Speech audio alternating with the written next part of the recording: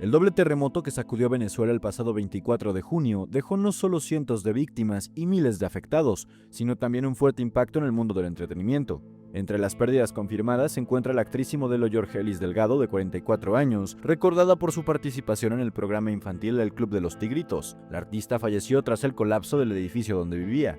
Otras de las víctimas fue el DJ Marlon Pérez, quien murió junto a su esposa Alexandra Meleán, embarazada de 8 meses, luego de quedar atrapados bajo los escombros. Además, fallecieron los 4 integrantes de la banda emergente Van der Digis: Manuel Van der Digis, Gabriel Gómez, Sander Hernández y Abraham Foucault, quienes recientemente habían participado en importantes eventos musicales del país. De acuerdo con autoridades, los sismos de magnitud 7.2 y 7.5 dejaron cientos de fallecidos, miles de heridos y severos daños materiales, mientras continúan las labores de rescate en distintas regiones de Venezuela.